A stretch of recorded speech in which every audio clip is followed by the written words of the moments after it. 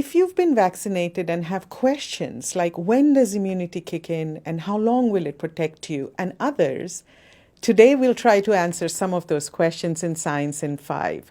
Welcome, I'm Vismita Gupta-Smith and this is WHO's Conversations in Science. And answering your questions today is Dr. Catherine O'Brien. Welcome, Kate.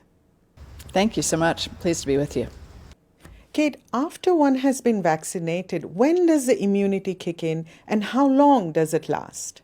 The vaccines that we have right now are all two-dose vaccines. After the first dose, we see a good immune response that kicks in within about 2 weeks of that first dose.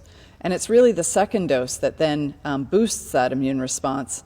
And we see immunity get even stronger after that second dose, again, within a shorter period of time after the second dose. We don't know yet how long immunity lasts from the vaccines that we have at hand right now. We're following people who have received vaccinations to find out whether or not their immune response is durable over time and the length of time for which they're protected against disease. So we're really going to have to wait for time to pass to see just how long these vaccines last. Kate, after one has been vaccinated, can one still catch COVID-19 and can one also infect others? That's a great question. The clinical trials demonstrated that these vaccines protect people against disease.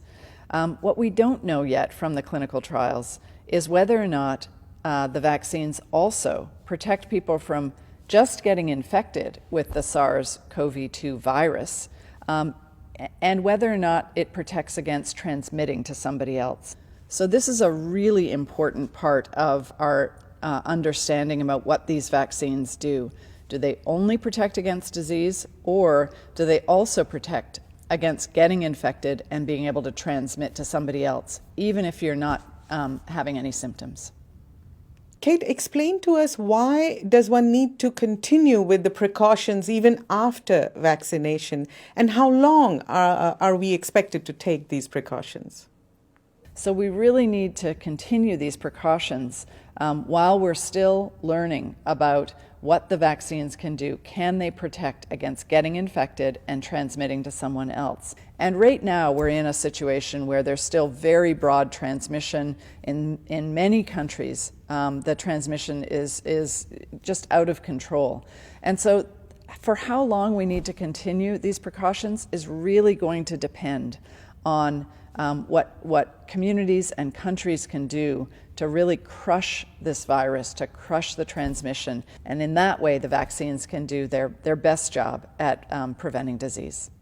But remember that we don't actually have the evidence yet for using the vaccine in some age groups. We don't have the evidence for use of vaccines in children, for instance.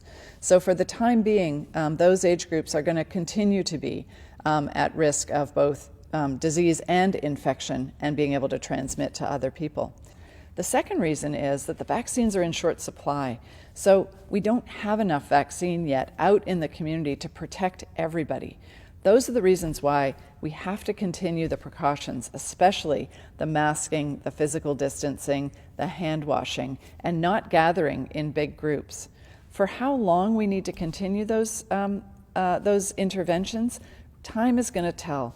Once we get broad vaccination coverage in the community, when we know more about what the vaccine can actually do to prevent infection, we can slowly start taking our foot off the pedal of these other interventions and make sure that the transmission, again, doesn't start to escalate again.